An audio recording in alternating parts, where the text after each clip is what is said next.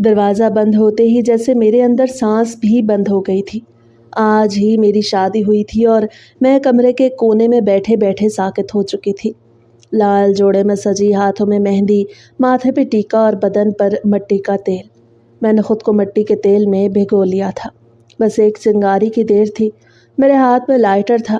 کچھ ہی دیر بعد دروازہ کھلا اور مجھے اس کے قدموں کی آہٹ سنائی دی تو میرے اندر ایک زلزلہ برپا ہو گیا۔ یہ بدبو کیسی ہے؟ اس کی آواز بہت گھبرائی ہوئی تھی، جیسے وہ خود بھی اپنے سوال سے ڈر گیا ہو۔ میں نے آنکھ اٹھا کے اسے دیکھا۔ کالی شیروانی میں ملبوس خوبصورت نوجوان، مگر چہرے پہ حیرت، خوف اور شاید کچھ اور بھی۔ میں نے بغیر پلکیں جھپکائے اس کی آنکھوں میں دیکھا۔ میرا لائٹر والا ہاتھ اوپر اٹھا۔ ایک قدم بھی آگے بڑھایا نا تو میں خود کو آگ لگا دوں گی۔ وہ چونک گیا اور پیچھے ہٹ گیا۔ یہ کیسا مذاق ہے؟ میں ہنسنے لگی۔ یہ شادی بھی تو مذاق ہے۔ میری زندگی مذاق بنا دی ہے تم نے، اور اب یہ آگ بھی مذاق ہی سہی، لیکن یہ مذاق مجھے ضرور جلا دے گا۔ شہزیب نے ایک پل کے لیے میری آنکھوں میں دیکھا۔ تمہیں کیا لگتا ہے میں تمہاری اس دھمکی سے ڈر جاؤں گا اور تمہیں ہاتھ بھی نہیں لگاؤں گا؟ میری سانس رک سی گئی۔ تو پھر آؤ نا، آؤ میرے پاس، تاکہ آج ہی یہ قصہ ختم ہو جائے، کیونکہ میں تو جلنے کو تیار بیٹھی ہوں، تم شاید دیکھ بھی نہیں سکو گے۔ وہ چپ ہو گیا۔ تھوڑی دیر وہیں کھڑا مجھے گھورتا رہا اور پھر وہ پلٹا۔ دروازہ کھولا، باہر نکلا اور دروازہ بند ہو گیا۔ کمرے میں اب صرف میں تھی، میرے کامتے ہاتھ، بدن پر مٹی کا تیل اور ہاتھ میں وہ لائٹر۔ میں نے خاموشی سے لائٹر نیچے رکھ دیا۔ کیا میں واقعی مرنا چاہتی تھی یا صرف جینا چھوڑ چکی تھی؟ کمرے کی خاموشی میں میری سسکیاں گونجنے لگی۔ میں نے ایسا کبھی نہیں چاہا تھا۔ جس طرح سے میری شادی ہوئی تھی، ایسا تو میں نے کبھی سوچا بھی نہیں تھا۔ نیند میری آنکھوں سے کہیں غائب ہو چکی تھی۔ پوری رات میں سسک سسک کر روتی رہی اور اگلی صبح دروازہ آہستہ سے کھلا۔ میں جاگ رہی تھی، شاید ساری رات جاگی تھی۔ شہزیب اندر آیا۔ اس کے ہاتھ میں ایک کپ چائے تھی۔ یہ لو، شاید اس کا ذائقہ تلخ ہو، پر کم از کم رات کی تلخی سے بہتر ہوگا۔ میں نے کچھ نہیں کہا، بس خالی نظروں سے اسے دیکھنے لگی۔ مسکان کتنا عجیب ہے نا، جس کے لبوں پر مسکراہٹ نہیں اس کا نام مسکان ہے۔ میں خاموش تھی۔ مجھے اس کی کسی بھی بات میں کوئی دلچسپی نہیں تھی۔ وہ تھوڑی دیر چپ چاپ مجھے دیکھتا رہا، شاید مجھ سے کسی جواب کی امید رکھتا تھا، لیکن پھر کمرے سے باہر چلا گیا۔ میں نے آہستہ سے چائے کا کپ اٹھایا، لبوں سے لگایا۔ وہ واقعی تلخ تھی، لیکن کچھ لمحوں کے لیے دماغ کا بوجھ کچھ ہلکا ہوا۔ پھر میرے نتھنوں میں وہی مٹی کے تیل کی بو پہنچی۔ ایک دم سے میری ناک چڑھی۔ میں نفرت سے کپڑوں کو کھینچنے لگی اور سیدھی واش روم کی طرف گئی اور ٹھنڈے پانی کی دھار تلے کھڑی ہو گئی۔ میں اتنا روتی رہی کہ لگا جیسے میرے آنسو ہی وہ تیل دھو کر لے جا رہے ہوں۔ خود کو صابن سے بار بار رگڑا، جیسے خود سے نفرت دھونا چاہتی ہوں۔ نہا کر باہر نکلی تو وہ گھر میں موجود نہیں تھا، شاید کہیں باہر گیا تھا۔ گھر سنسان سا تھا۔ دل کا بوجھ پھر سے سر اٹھانے لگا۔ ایک ہی جملہ بار بار دماغ میں گونج رہا تھا، مجھے اس شخص کے ساتھ نہیں رہنا۔ میں نے فوراً دوپٹہ لیا اور گلی سے باہر نکل گئی۔ گلیاں ویسی ہی تھیں جیسے کل تھیں، لیکن آج میں بدل چکی تھی۔ سیدھی ماں کے گھر پہنچی۔ دروازہ کھولا اور بے ساختہ آواز دی، ماں ماں۔ ماں جائے نماز پہ بیٹھی تسبیح کے دانے پھیر رہی تھی۔ مجھے دیکھا تو حیرت سے کھڑی ہو گئی۔ مسکان، تم اتنی صبح صبح، خیریت تو ہے؟ میں کچھ کہے بغیر ان کے گلے لگنے ہی والی تھی کہ ماں نے ہاتھ آگے کر کے مجھے روک دیا۔ نہیں بیٹا، اب وہی تیرا اپنا گھر ہے، وہ جیسا بھی ہے تیرا شوہر ہے، واپس چلی جا۔ اس سے پہلے کہ کوئی اور تماشا بنے اور محلے والے باتیں بنائے تو خود ہی چلی جا۔ میں ماں کے الفاظ سن کے ساکت ہو گئی۔ میرے آنکھوں سے 2 آنسو ٹپکے اور میں نے پہلی بار سوچا، کیا واقعی میرا اب اپنا کوئی گھر نہیں؟ نہ چاہتے ہوئے بھی مجھے واپس پلٹنا پڑا، کیونکہ آج پہلی بار مجھے ماں کا گھر بھی پرایا لگا۔ دروازے سے اندر قدم رکھتے ہی سامنے دیکھا تو شہزیب کھڑا تھا، جیسے وہ منتظر تھا کہ میں ہار مان کر واپس لوٹوں گی۔ وہ ہلکا سا مسکرایا، جیسے کسی بڑی فتح کا اعلان کر رہا ہو۔ آ گئی تم؟ اب تو سمجھ آ گیا ہوگا کہ شوہر کا گھر ہی بیوی کا اصل ٹھکانہ ہوتا ہے۔ میرے اندر جیسے کوئی شعلہ دہک اٹھا، جیسے کسی نے زخم پر نمک چھڑک دیا ہو۔ میں لمحے بھر کو ساکت رہی، پھر میری آواز بھر آ گئی، چپ کر جاؤ۔ میں چلائی، مجھے مت سکھاؤ یہ اصول، وہ اصول جو صرف عورت کے گلے کا پھندا بنائے جاتے ہیں، جن سے مرد اپنی مرضی کے فیصلے جائز قرار دیتے ہیں۔ मैं उसके बिल्कुल सामने आ गई, जैसे कोई हिसाब चुकता कर रही हूँ। मेरी आंखों में वो सारी रातें, सारा दुख, सारी अजियतें जमा हो चुकी थी। जिस तरह तुमने मुझे मजबूर करके मुझसे शादी की है, तुम्हें कोई हक नहीं कि तुम मुझ पे अपनी मर्दानगी के खुतबे झाड़ो। कोई हक नहीं। वो ठिठक गया, जैसे किसी ने उसकी छुपी हुई सच्चाई पे हाथ रख दिया हो। उसके चेहरे पर कुछ लम्हे को निदामत का साया लहराया, लेकिन मैं मजीद बर्दाश्त नहीं कर सकती थी। मेरी टांगें जैसे जवाब दे गई थी। मैं थक कर वहीं कालीन पे बैठ गई, पाँव समेटे वजूद को सुकेड़ लिया और चेहरा दोनों हाथों में छुपा लिया। मेरी आंखों से आंसुओं की तेज धार बहने लगी। कमरे में एक खामोशी छा गई थी, लेकिन मेरे अंदर एक तूफान मचा था, जिसमें मेरी सारी चीखें, सारे सवाल, सारी बेबसी गिर्द बन के उड़ रही थी। मेरी जिंदगी में कयामत उसी रोज से शुरू हो गई थी जब मेरे बाप का साया मेरे सर से उठा। हम बस दो वजूद रह गए थे, मैं और मेरी माँ, और एक वीरान सा घर। अब्बा किसी फैक्ट्री में मामूली सा मजदूर था। हर रोज साइकिल पे जाता और शाम को वापसी पर मेरे लिए कुछ न कुछ जरूर लाता। एक दिन वो निकला तो वापस ना आया। एक ट्रक ने साइकिल समेत उसे रौंद दिया। हमें बस उसके खून में लथपथ चप्पल मिली और एक सरकारी कागज जिस पर मौत की मोहर लगी थी। रोज के बाद मेरे आंसू नहीं रुके। हमारे पास बस एक छत थी जिससे बारिश टपकती थी। अम्मा हर अजान के बाद मुसल्ले पर बैठी अल्लाह से कहती, मेरी बच्ची के लिए कोई सबील बना दे अल्लाह। पेट की आग हद से बढ़ी तो मैंने कदम घर से बाहर निकालने की ठानी। आखिर रिस्क हमारे घर छप्पड़ फाड़ कर तो नहीं आना था। आखिर मेहनत में ही अजमत थी। फिर मैं हर रोज अपने थैले को कंधे पर लटकाती और घर की चौखट पार करके उन गलियों में निकल जाती जहां हर दरवाज़ा एक तमाशा था। मैंने छोटी मोटी चीज़ें बेचना शुरू की ताकि अपनी और माँ की पेट में जलती हुई आग को कुछ ठंडा कर सकूं। बाजी बर्तन देखो, सस्ते, पायदार और बच्चों के खिलौने भी है। ये देखें, हिलते जुलते घंटी भी बजाते हैं। ये जुमला मेरी जुबान पर होता जिसे मैं हर रोज़ दोहराती। रोज़ थूक की तरह निकलती, लेकिन जवाब अक्सर आंखों में होता। और वो आंखें बर्तन नहीं तोलती थी, कुछ और तोलती थी। कभी कभी कोई दरवाज़ा खुलता और एक मर्दाना आवाज़ आती, आओ अंदर आके दिखाओ ना, धूप में क्यों खड़ी हो, बेचारी लड़की। लेकिन अगले कदम पर मुझे खुद से ही नफरत होती। 5 दिन तो ऐसे होते कि दहलीजों पर खड़े खड़े लगता मैं खुद को बेच रही हूँ।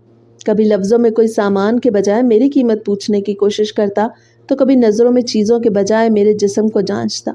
मैं बस कभी नज़रें चुरा कर तो कभी हाथ छुड़ा के खुद को बचाती। एक दिन मैं एक दरवाजे के सामने खड़ी थी। धूप बहुत तेज थी और मेरा जिस्म पसीने से भीगा हुआ था। दरवाज़ा खुला तो एक आदमी लंबे कद का बाहर निकला। उम्र 40 के आसपास होगी। वो बोला, क्या बेच रही हो? मैंने थैला खोला, प्लास्टिक के बर्तन और खिलौने। वो बोला, इधर आओ, करीब से दिखाओ ना। मैंने कदम पीछे हटाए, यहीं से देख लें, सब सस्ते हैं। वो मुस्कुराया और कदम आगे बढ़ाया। घबरा क्यों रही हो? अंदर आओ ना, मुझे सामान की बहुत ज़रूरत है, अच्छी कीमत दूंगा, बस मेरी ज़रूरत पूरी कर दो। मैंने गली में इधर उधर देखा, कोई नहीं था और उस आदमी की नीयत। मेरे अंदर कोई चीखा, भाग। मैंने चप्पल वहीं छोड़ी और गली में दौड़ लगा दी। सांस फूला हुआ था, दिल जैसे सीने से बाहर आ जाएगा। पीछे मुड़कर नहीं देखा, क्योंकि मुझ में कुछ देखने की हिम्मत नहीं थी, सिर्फ बच निकलना था। घर पहुंचकर उस दिन मैं माँ से छुपकर बहुत रोई। मुझे औबाश लड़कों के रवैयों का तो अंदाज़ा था, लेकिन बड़ी उम्र के मर्द भी भेड़िए होते हैं, इस रोज़ पहली बार पता चला। कभी किसी ने बच्चे के हाथ पे खिलौना देने के बहाने मेरा हाथ थामने की कोशिश की तो मैं अंदर से डर कर, लेकिन ज़ाहरी तौर पर हंसकर कहा, ये खिलौना आप रख लें, मैं अगले घर जा रही हूँ। जैसे कुछ हुआ ही नहीं। लेकिन मेरी हंसी के पीछे वो धड़कनें थी जो शायद कभी नॉर्मल नहीं हो सकी। दिन के आखिर में जब सूरज ढलने लगता, मेरा थैला हल्का हो जाता, लेकिन दिल और भारी हो जाता। हर दिन, हर राह, हर दहलीज मेरे अंदर कुछ छोड़ जाती। शक, डर और वो जुमले जो जिस्म के साथ रूह को भी चीर देते थे। और सबसे खौफनाक बात, हर बार कुछ होने से बच जाना खुद एक बोझ था, एक सवाल था, अगली बार बच पाओगी या नहीं? ये मेरा रोज़ था। सूरज मेरे साथ निकलता और चुपचाप मेरे साथ जलता।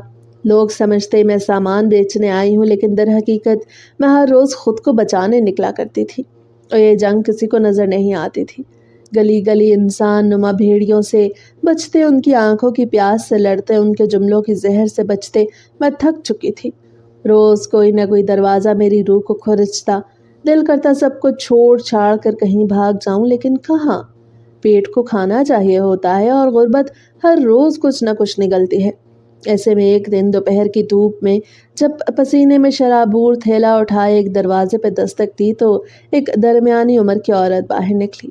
برتن نہیں چاہیے، لیکن اگر کام ڈھونڈ رہی ہو تو اندر آ جاؤ، صفائی کرنی ہے پورے گھر کی۔ میں ایک لمحے کو ٹھٹکی، لیکن اس کی آنکھوں میں وہ چمک نہیں تھی جو اکثر مردوں کی آنکھوں میں دکھتی تھی، نہ ہی وہ طنزیہ مسکراہٹ جو اکثر عورتیں مجھ پہ پھینکتی تھیں۔ میں نے سر ہلایا اور اس کے ساتھ اندر چلی گئی۔ وہ گھر بڑا تھا، بڑے لوگ، بڑی دیواریں، بڑی چھتیں۔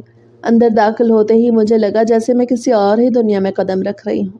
چمکدار فرش، مہنگے پردے، دیواروں پر تصویریں، فرنیچر اتنا قیمتی کہ میری ساری زندگی کی کمائی میں بھی شاید صرف ایک میز آئے۔ یہ کپڑے دھونے ہیں، برتن کرنے ہیں اور کچن کی صفائی روز ہوگی۔ اگر ٹھہرنا چاہو تو کام بھی چلتا رہے گا۔ میں نے پہلی بار کچھ سکون محسوس کیا، لیکن شاید اب کچھ دن آرام سے گزر جائیں۔ پہلے 2 دن سب ٹھیک رہا۔ بیگم صاحبہ صبح اپنے بچوں کو اسکول بھیجا کرتی، پھر اوپر والے کمرے میں چلی جاتی، میں اپنے کام میں لگی رہتی۔ تیسرا دن تھا، میں فرش صاف کر رہی تھی جب دروازے سے ایک آواز آئی۔ نہیں آئی ہو؟ میں نے چونک کر پیچھے دیکھا۔ وہ ایک مرد تھا، شاید اس گھر کا مالک، درمیانی عمر، آنکھوں میں عجیب سی چمک جو میں پہلے بھی کئی بار دیکھ چکی تھی۔ میں نے بس نظر جھکا کر کہا، جی صفائی کرتی ہوں۔ وہ کچھ لمحے مجھے دیکھتا رہا، پھر ہلکا سا ہنسا۔ اتنی صفائی سے کام کرتی ہو، دل کرتا ہے تم پر سے گرد بھی ہٹا دو۔ میرے ہاتھ سے پوچھے والا کپڑا تقریباً گر گیا۔ میں نے کچھ نہیں کہا، بس واپس کام میں جھک گئی۔ اس کے بعد وہ روز آتا، مجھے دیکھتا، کبھی بے وجہ پانی مانگتا، کبھی سوال کرتا، کہاں سے آئی ہو؟ اور کوئی ہے تمہارے ساتھ؟ میرا دل روز بیٹھنے لگا۔ کام کا سکھ ختم ہو گیا تھا۔ ایک دن بیگم صاحبہ گھر سے باہر گئی تھی، وہ سیڑھیاں اتر کے نیچے آیا، میں کچن میں جھکی برتن دھو رہی تھی۔ تم جیسے لوگ محنت نہیں کرتے، موقع ڈھونڈتے ہیں، اور میں تمہیں وہی موقع دینا چاہتا ہوں۔ میرا دل چاہا وہ برتن اس کے سر پہ دے ماروں، لیکن میرے ہاتھ کانپنے لگے۔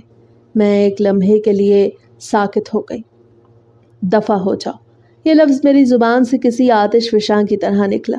میں نے اگلے لمحے ایپرن پھینکی اور ننگے پیر اس گھر سے بھاگ نکلی۔ سیڑھیاں، دروازہ، گلی، سب کچھ میرے قدموں کے نیچے دوڑ رہا تھا۔ میرے کانوں میں اس کی ہنسی گونج رہی تھی، تم سب ایک جیسی ہوتی ہو۔ میں بھاگتی رہی جب تک میری سانس نہ رک گئی، اور جب رکی تو آنکھوں سے آنسو گرنے لگے۔ یہ بھی ایک دروازہ تھا جو میرے لیے بند ہو چکا تھا۔ ایک اور تجربہ، ایک اور زخم، اور ایک اور بار کچھ ہونے سے بچ گئی۔ لیکن وہ کیا جو اندر ہو گیا، جو دل پر ہوا، جو اعتبار پر ہوا، اس کا حساب کون رکھے گا؟ اس دن کے بعد میں نے خود سے وعدہ کیا کہ اب کوئی دروازہ نہیں کھٹکھٹاؤں گی، لیکن میں جانتی تھی غربت کا دروازہ سب سے بڑا دروازہ ہے جو خود ہی مجھے مجبور کر کے دروازوں پہ کھڑا کرتا ہے۔ جب میں وہ امیر گھر کا صفائی والا کام چھوڑ کر آئی تو میں نے تہیہ کیا کہ اب باہر نہیں نکلوں گی۔ میں تھک چکی تھی، دل، جسم سب شکستہ ہو چکے تھے۔ کچھ دن یوں ہی گھر میں بیٹھی رہی، کوئی کام نہیں، کوئی آمدنی نہیں۔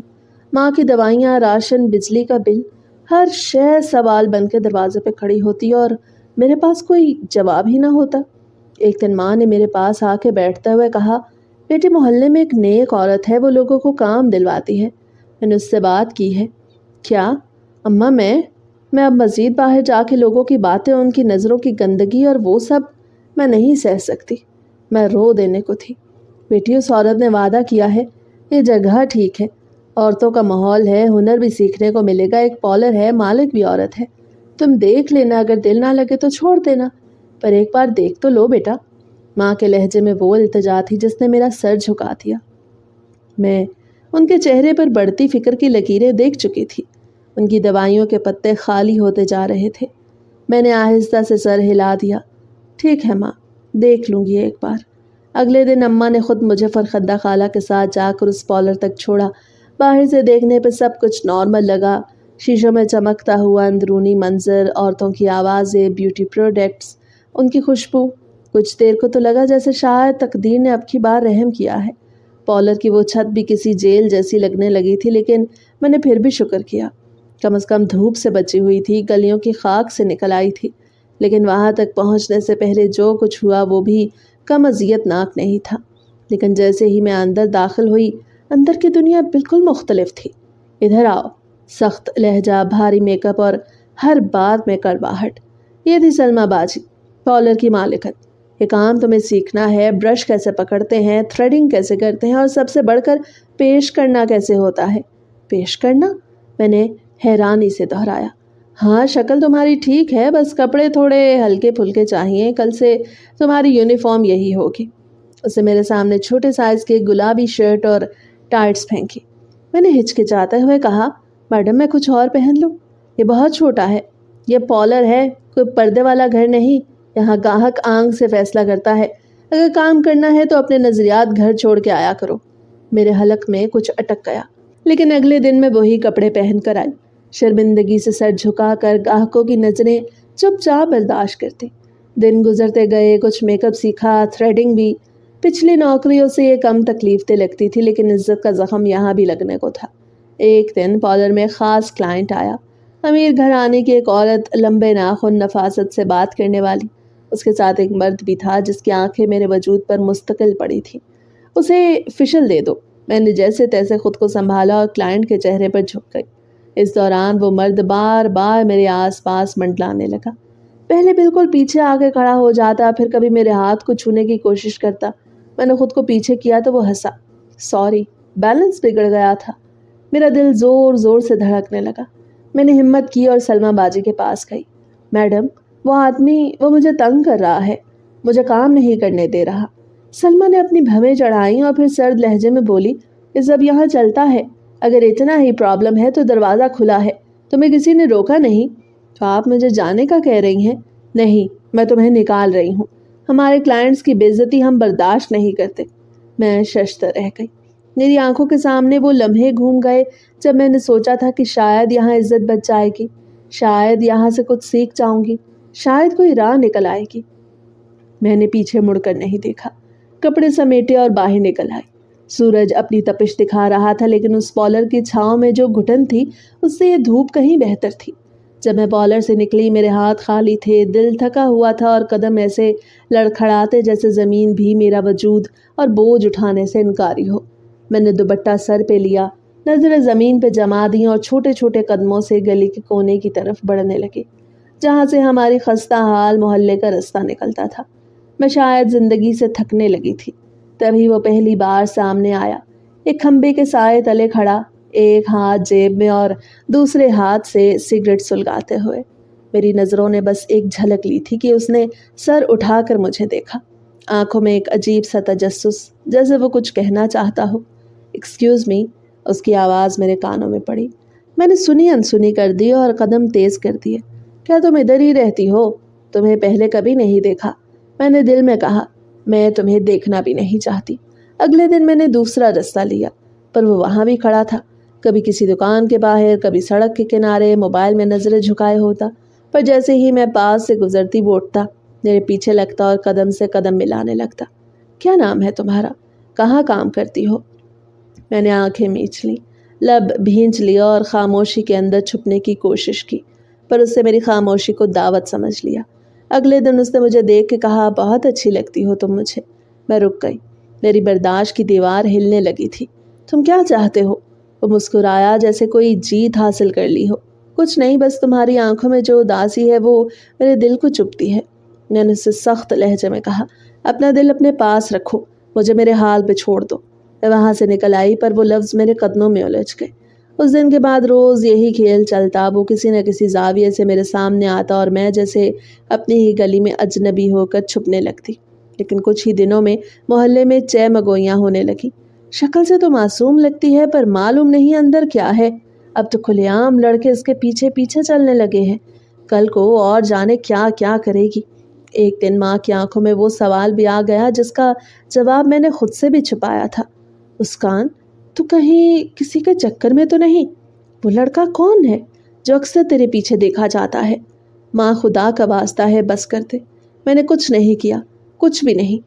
بیٹی، زمانہ کچھ نہیں دیکھتا، بس باتیں کرتا ہے اور لڑکیاں انہی باتوں سے برباد ہو جاتی ہیں۔ میرے اندر جیسے کچھ ٹوٹ گیا۔ مجھے لگا جیسے ہر دروازہ، ہر دیوار، ہر سایہ میرے کردار پر سوال اٹھا رہا ہو۔ حالانکہ میں تو خود کو ہر روز بچا رہی تھی، اس کی نظروں سے، زمانے کی باتوں سے اور اپنے ہی دل سے، جو کبھی کبھی چاہنے لگتا تھا بس ایک کندھا ہو جہاں تھوڑا سا رویا جا سکے۔ لیکن میں جانتی تھی کہ دنیا کسی غریب لڑکی کی ہمدرد نہیں ہوتی۔ یہاں ہر بات کا جواز مانگا جاتا ہے اور میرے پاس کچھ بھی نہیں تھا سوائے بدن پر پڑی عزت کی اس چادر کے جسے ہر روز سمیٹ سمیٹ کر میں سانس لیتی تھی۔ میں نے فیصلہ کیا کہ اب نہ میں راستہ بدلوں گی، نہ نظریں جھکاؤں گی۔ وہ سامنے آئے گا تو دیوار بن جاؤں گی۔ زمانہ کچھ بھی کہے پر میں خود کو خود سے ہارنے نہیں دوں گی۔ شاید وہ کسی ایک نہیں سے باز نہیں آنے والا تھا، یا شاید اسے میری خاموشی میں کوئی ہاں دکھائی دیتی تھی۔ وہ اب صرف رستے میں نہیں آتا تھا بلکہ میرے گھر کے باہر کھڑا ہونے لگا تھا، کبھی دروازے کے پاس، کبھی ہماری گلی کے نکڑ پہ۔ وہاں سے گزرنے والی عورتیں اسے دیکھ کے کانوں کو ہاتھ لگاتی اور توبہ توبہ کر کے مجھے دیکھتی۔ ان کی نظریں بھی جیسے اب میرے پیچھے بھاگتی تھی۔ میں دروازہ کھولنے سے بھی گھبرانے لگی تھی۔ ایک دن صبح کے وقت جیسے ہی میں نے دروازہ کھولا، میرا دل دھک سے رہ گیا۔ دروازے کے بیچوں بیچ ایک چھوٹا سا لفافہ پڑا تھا۔ میرا ہاتھ کانپنے لگا۔ میں نے جلدی سے ادھر ادھر دیکھا، پھر لپک کر وہ لفافہ اٹھایا اور اپنی چادر کے اندر چھپا لیا۔ کمرے میں آ کے جب کھلا تو اندر 2 سطریں لکھی تھی: مجھے تم سے بات کرنی ہے، صرف ایک بار۔ میرے ہاتھ کانپنے لگے۔ ماں میرے ہاتھوں کی کپکپاہٹ دیکھ کر چونک گئی۔ کیا ہوا مسکان، سب خیر تو ہے؟ میں نے جھوٹ بولا، کچھ نہیں ماں، بس سردی لگ رہی ہے۔ پر اماں سب سمجھ گئی تھی۔ اگلے دن محلے کی ایک عورت ماں کے پاس آئی اور آتے ہی بولی، باجی آپ کی لڑکی تو بدنام ہونے لگی ہے، اب سبھی لوگ باتیں کر رہے ہیں، کوئی نہ کوئی قدم تو اٹھانا پڑے گا۔ ماں خاموش ہو گئی، لیکن ان کی نظریں کہیں اور تھیں۔ شاید اندر ہی اندر وہ کچھ طے کر چکی تھی۔ میں بے خبر تھی۔ میں نے صرف یہ دیکھا کہ ماں اب دن میں کم بات کرتی اور رات کو بہت دیر تک جاگتی۔ میں محسوس کرنے لگی کہ ماں کے اندر کوئی جنگ چل رہی ہے، میرے حق میں یا میرے خلاف، یہ میں نہیں جانتی تھی۔ پھر ایک دن ماں نے مجھے سامنے بٹھایا۔ ان کے ہاتھوں میں پرانی تصویریں تھیں۔ بابا کے ساتھ میری ایک بچپن کی تصویر تھامے وہ بولی، مسکان، ایک ماں کو اپنی بیٹی کے لیے عزت کا محافظ بننا پڑتا ہے، ورنہ دنیا اسے کھا جاتی ہے۔ اس لڑکے نے نکاح کا پیغام بھیجا ہے۔ میں نے جیسے سانس اندر کھینچی پر سانس اندر ہی رک گئی۔ ماں، میں شادی نہیں کرنا چاہتی، اس سے تو بالکل بھی نہیں۔ وہ میرا پیچھا کرتا ہے، مجھے خوف دیتا ہے، تحفظ نہیں۔ ماں نے میری آنکھوں میں دیکھا، شاید ان کے آنسو اندر ہی کہیں جم گئے تھے۔ بیٹی، اب بات تیری نہیں رہی، بات ہماری عزت کی ہے۔ اگر تو انکار کرے گی تو زمانہ یہ سمجھے گا کہ کچھ تو تھا۔ وہ لڑکا اب ایسے چپ کر کے نہیں بیٹھے گا۔ تو اماں، زمانے کے ڈر سے بیٹیوں کو بیچ دینا چاہیے۔ بیچ نہیں رہی مسکان، بچا رہی ہوں۔ اور پھر جیسے وقت ہی میرے خلاف ہو گیا۔ ماں نے نہ میرا رونا دیکھا، نہ میرا انکار سنا اور اسے ہاں کر دی۔ جب اسے شادی کی بات کی تو ماں نے میرا ہاتھ پکڑا، مولوی کو بلایا، محلے کے 2 مرد گواہ بنے۔ میں چیخ چیخ کے رو رہی تھی، میں یہ نکاح نہیں کرنا چاہتی، میں نہیں مانتی۔ مولوی نے 1 بار نہیں 3 بار پوچھا، قبول ہے؟ اور میری خاموشی کو قبول ہے سمجھ لیا گیا۔ وہ دن میری زندگی کا سب سے کالا دن تھا۔ میں سرخ جوڑا پہنی تھی پر اندر سے جیسے ہر رنگ بجھ گیا۔ کمرے کے کونے میں بیٹھی میں مہندی سے سجے ہاتھوں کے بیچ اپنا منہ چھپائے سسکیاں لے رہی تھی۔ باہر سب اماں کو مبارکباد دے رہے تھے، اندر میرے وجود کی لاش رکھی تھی۔ ماں نے چپ چاپ میرے سر پہ دوپٹہ رکھا۔ صبر کر بیٹی، کچھ دن بعد سب ٹھیک ہو جائے گا۔ اور میں نے پہلی بار سوچا کہ شاید صبر بھی ایک ہتھیار ہوتا ہے جو ماں بیٹی کے ہاتھ پہ تھما کر اپنی جنگ ختم کر لیتی ہے۔ کمرے کی دیواریں میری چیخیں سن سن کے اب تھک چکی تھی، لیکن میں نہیں۔ نفرت میرے اندر یوں گھر کر گئی تھی جیسے مٹی کا تیل میرے بدن پر روز رات سونے سے پہلے کی ایک رسم بن گئی تھی۔ جوڑا بدلتا، دن بدلتے، پر میرے ہاتھ وہی ہوتے، بوتل تھامے ہوتے۔ میں شیشے کے سامنے کھڑی ہو کر خود کو دیکھتی۔ کیا تم واقعی زندہ ہو مسکان؟ اور پھر خود ہی ہنستی۔ نہیں، تم تو صرف سانس لے رہی ہو، مر تو بہت پہلے گئی تھی۔ ہر رات دروازہ بند ہوتے ہی وہی منظر ہوتا، میرے ہاتھ میں لائٹر اور میرا غرور جو ہر بار موت کو للکارتا تھا، مت آنا میرے قریب ورنہ میں خود کو جلا دوں گی۔ اور وہ کچھ کہتا بھی نہ، بس خاموشی سے رک جاتا۔ کچھ دن بعد اسے میرے کمرے میں آنا ہی چھوڑ دیا، الگ کمرے میں سونا شروع کر دیا۔ ایک رات میں نے آہستہ سے دروازہ کھولا، وہ دوسرے کمرے میں زمین پر چادر بچھائے لیٹا تھا۔ میں نے کن اکھیوں سے دیکھا، اس کی آنکھیں کھلی تھی پر اس نے پلٹ کر نہیں دیکھا۔ اگلے دن میں اٹھی تو سامنے میز پر ایک پلیٹ میں آلو کے پراٹھے اور ساتھ میں چائے کا کپ رکھا تھا۔ ساتھ میں ایک پرچی رکھی تھی، کھا لینا۔ ناراضگی مجھ سے ہے، کھانے سے تو نہیں، لیکن پھر یہ روز کا معمول بن گیا۔ دن میں کھانے کی پلیٹ آتی اور ہمارے درمیان کوئی بات، کوئی سوال نہیں۔ کبھی میں سو رہی ہوتی تو وہ پیچھے سے برتن دھو چکا ہوتا، کچن میں چپ چاپ روٹی پکا رہا ہوتا، پر کمرے میں وہ کبھی آ کر مجھ سے کوئی بات نہ کرتا۔ ایک بار میں نے رات کو کچن میں قدم رکھا تو وہ جھکا جھکا سا فرش صاف کر رہا تھا۔ مجھے دیکھ کر فوراً سیدھا ہو گیا، جیسے رنگے ہاتھوں پکڑا گیا ہو۔ کیوں کر رہے ہو یہ سب؟ وہ صرف اتنا بولا، جتنا ہو سکتا ہے خود ہی کر لیتا ہوں، تم پر بوجھ نہیں ڈالنا چاہتا۔ میں نے طنزیہ ہنسی ہنستے ہوئے کہا، بوجھ تو میں ہوں تمہاری زندگی پر، تم تو شاید احسان ہی کر رہے ہو مجھے پال کر۔ وہ خاموش ہو گیا، کچھ لمحے کھڑا رہا، پھر آہستہ سے بولا، اگر یہی سمجھتی ہو تو تب بھی ٹھیک ہے۔ میں نے برتن اٹھا کر زور سے رکھا، لیکن اسے مجھ پہ غصہ نہ آیا۔ میں ہر کام اس کی مرضی کی الٹ کرتی، لیکن وہ چپ چاپ مجھے دیکھتا، ہر روز کی طرح۔ میں پھر سے سوچتی آج شاید آخری رات ہو، اور وہ اگلے دن پھر چپ چاپ میرے لیے کھانا تیار رکھتا۔ مجھے اندازہ ہو چلا تھا وہ شخص جس سے میں نفرت کی گھونٹ پی کر ایک چھت تلے رہ رہی تھی، وہ خود بھی شاید اندر سے خالی ہو چکا تھا۔ میں جانتی تھی وہ کہیں کام پہ نہیں جاتا، اکثر کمرے میں بند رہتا ہے، سوچوں میں گم، آنکھوں میں مستقل ایک بوجھ سا لیے بیٹھا رہتا ہے، پر اکثر میں دیکھتی کھانے کی پلیٹ میرے دروازے کے باہر ہوتی۔ اگر وہ یہ سب کیسے پورا کر رہا تھا اتنی مہنگائی میں؟ میرے دل میں ایک جھٹکا سا لگا، کہاں سے لا رہا ہے؟ اس رات جب وہ چھت پہ تھا، میں آہستہ سے کمرے سے نکلی اور کچن میں جا کے چولہا جلا دیا۔ میں نے دال چاول بنائے، جب وہ نیچے آیا تو چولہے کے پاس رکا۔ کھا لو، میں نے پلیٹ اس کی طرف سرکا کر بولا۔ کیوں؟ آج موت کا ارادہ بدل گیا ہے کیا؟ اس نے طنز کیا۔ نہیں، بس تمہیں زندہ رکھنا ہے تاکہ دیکھ سکوں تمہاری ہمت کہاں تک ساتھ دیتی ہے۔ وہ کچھ نہیں بولا، بس تھوڑا سا مسکرایا اور جا کر خاموشی سے بیٹھ گیا۔ اس رات پہلی بار ہم ایک ہی چھت کے نیچے دو الگ انسان اپنی اپنی ضد لے کر بیٹھے تھے۔ پھر اگلی صبح میں نے فیصلہ کیا کہ اب صرف اپنی نفرت پر جینا کافی نہیں۔ بوجھ اگر میں ہوں تو کچھ بوجھ اٹھاؤں بھی۔ خود کو سنوارنے یا بدلنے کا خیال نہیں تھا، بس کچھ ہاتھ کا ہنر سیکھ کر اپنے لیے روٹی کا انتظام کرنا چاہتی تھی۔ میں نے ماں کی پرانی سلائی کی مشین صاف کر کے کمرے کے کونے میں رکھ دی۔ میں نے دھیرے دھیرے اس کے پہیے کو گھمانا شروع کیا اور محلے کی ایک خالہ جو سب کے کپڑے سیتی تھی، ان کے گھر جا کر کہا، خالہ مجھے سلائی سیکھنی ہے، وقت گزارنے کے لیے اور کچھ کمانے کے لیے بھی۔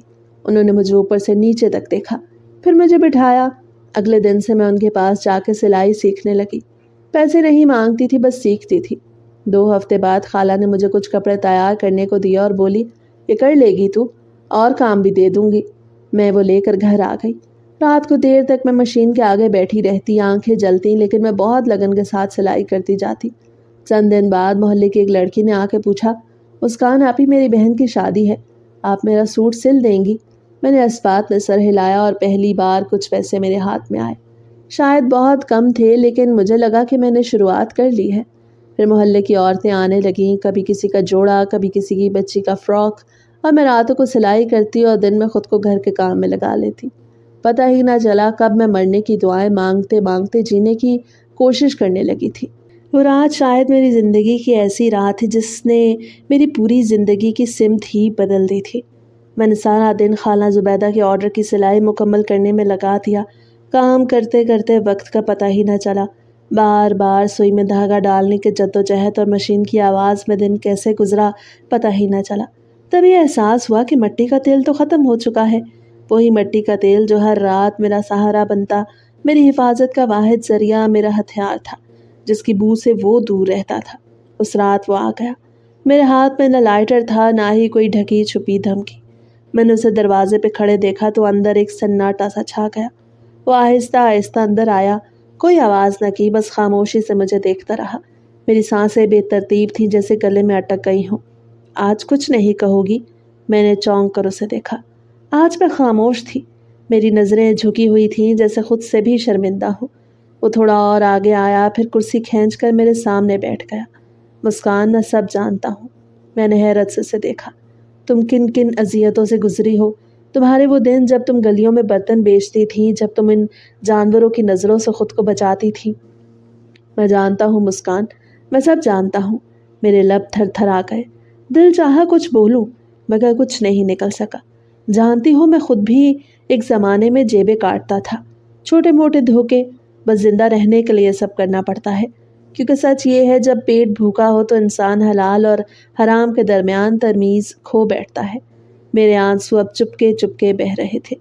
تم سے شادی میں نے دھونس سے کی، ہاں، کیونکہ مجھے لگا تھا کہ تم مجھ جیسی ہو، ٹوٹی ہوئی، بکھری ہوئی، خالی، اور شاید ہم ایک دوسرے کا سہارا بن سکے، پر تمہاری خاموشی نے مجھے توڑ کے رکھ دیا۔ ہر رات تمہاری آنکھوں کی وحشت، تمہاری موت کی خواہش میرے گناہوں کی سزا بنتی گئی۔ وہ اب بالکل میرے سامنے تھا، میں نے نظریں نہیں اٹھائیں مگر اس کے لہجے میں پہلی بار ایک لرزش تھی جو میرے دل کو چیر گئی۔ پر اب میں بدلنا چاہتا ہوں، سچ میں چاہتا ہوں تم میرے لیے نہ صحیح خود کے لیے جیو۔ مجھے تم سے کچھ نہیں چاہیے، بس ایک موقع دو تاکہ میں خود کو درست کر لوں، تاکہ تمہارے زخموں پر مرہم رکھ سکوں۔ پہلی بار میرا ہاتھ اس کے ہاتھ سے چھو گیا، نہ اس نے پکڑا نہ میں نے دیا، بس درمیان کی دوری مٹنے لگی۔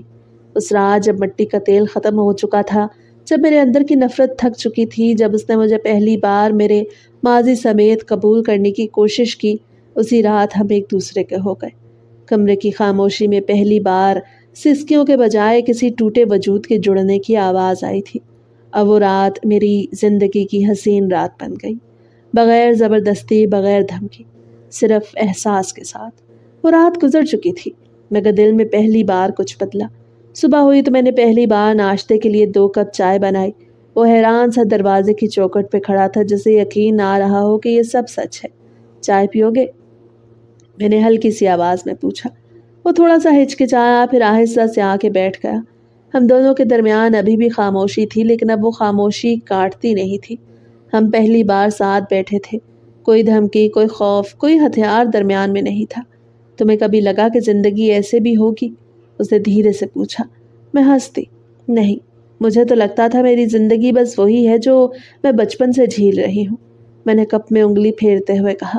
ابا کا جانا سب کچھ بدل گیا۔ ماں نے بہت سنبھالنے کی کوشش کی مگر غربت وہ خاموش سانپ ہے جو رینگ رینگ کر سارے رشتے نکل جاتا ہے۔ میں بھی کچھ ایسا ہی تھا۔ باپ بچپن میں چھوڑ گیا، ماں کام پہ جاتی، میں دن بھر گلیوں میں آوارہ پھرتا۔ پھر ایک دن پیٹ کی بھوک نے مجھے جیب کترا بنا دیا، اور پھر مجھے لگا شاید تم مجھے انسان بنا سکتی ہو۔ میں نے پہلی بار اس کے ہاتھ پہ ہاتھ رکھا، تو چلو ایک دوسرے کو بچا لیتے ہیں۔ اس دن ہم نے بیٹھ کے سوچا کیا کیا کیا جا سکتا ہے۔ نہ اس کے پاس کوئی ڈگری، نہ میرے پاس کوئی تجربہ، لیکن ایک چیز تھی، ماں کے سکھائے ہوئے سلیقے اور میرے ہاتھ کا ذائقہ۔ اگر ہم کھانا بنائیں چھوٹے پیمانے پر اور تم سپلائی سنبھالو، میں نے کہا تو وہ چونکا۔ تم واقعی میرے ساتھ کام کرو گی؟ کیوں نہیں، آخر میں تمہاری بیوی ہوں اور اب تمہارے ساتھ جینا چاہتی ہوں۔ ہم نے اپنے ہی محلے سے کام شروع کیا۔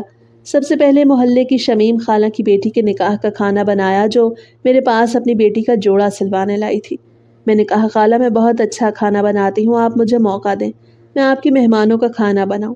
آپ ویسے بھی تو کسی نہ کسی باورچی سے بنوائیں گی، انہوں نے ہچکچاتے ہوئے کہا، لیکن یہ کوئی بڑی تقریب نہیں ہوگی، صرف لڑکے کے گھر والے اور ہمارے بس۔ میں نے کہا کوئی بات نہیں، جتنا بھی بنانا ہے آپ مجھے بتائیں۔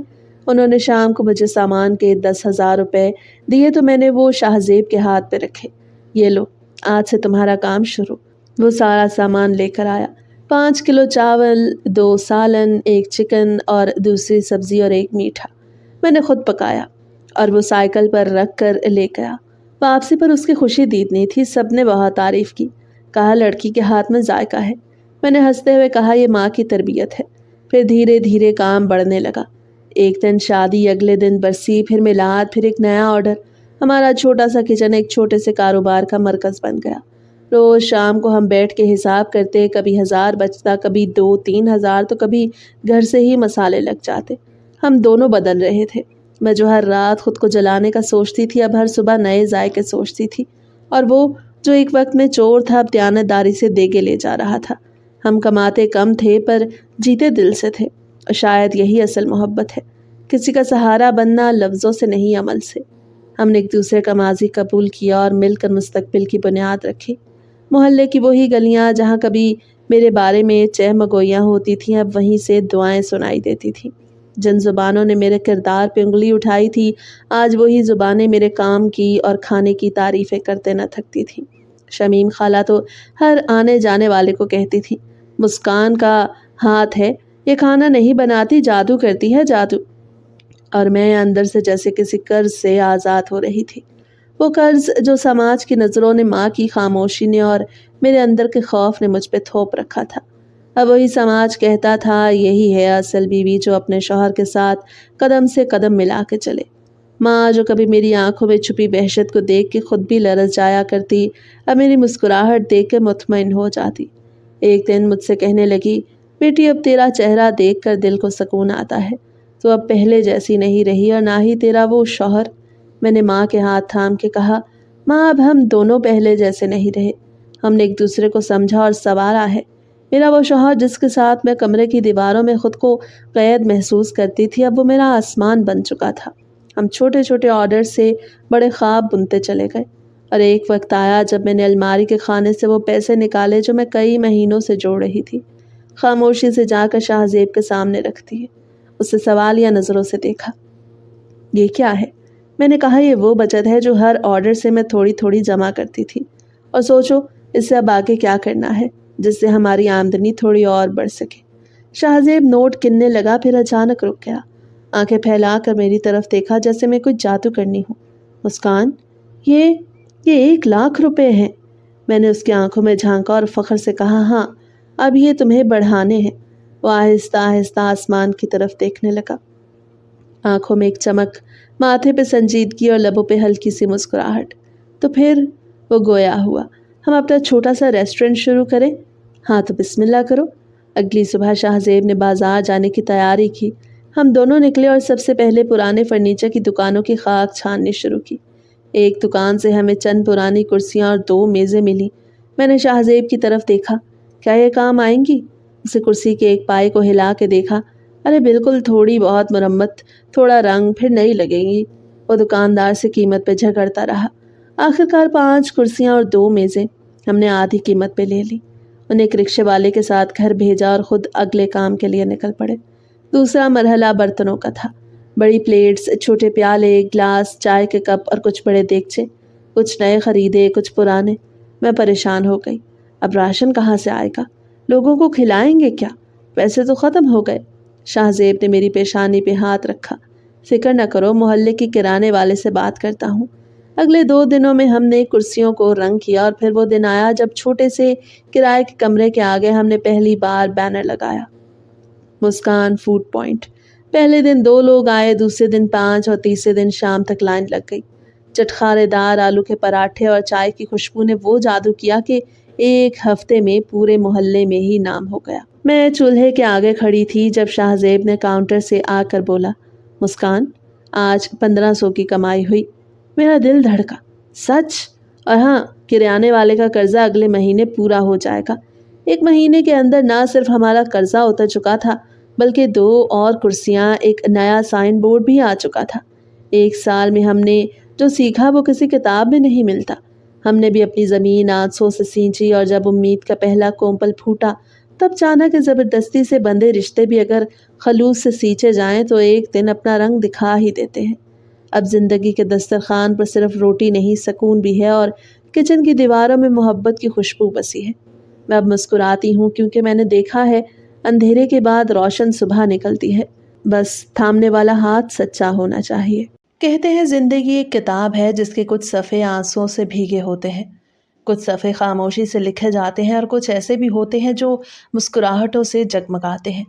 ہم سب زندگی کی دوڑ میں بھاگ رہے ہیں، کوئی عزت کے پیچھے، کوئی روٹی کے، کوئی محبت کے، لیکن کچھ لمحے ایسے آتے ہیں جب انسان رک کر صرف یہ سوچتا ہے کہ آخر ان سب سے بھاگ کر کیا حاصل ہوگا۔ میرے لیے وہ حاصل یہ چھوٹا سا چولہا ہے، وہ ٹوٹی کرسی جس پہ گاہک بیٹھ کر دعائیں دیتا ہے، وہ چائے کی خوشبو ہے جس پہ میری ماں کی یادیں بسی ہیں، اور وہ ہاتھ جو ہر مشکل میں میرا ساتھ دیتا ہے، شاہ زیب کا ہاتھ۔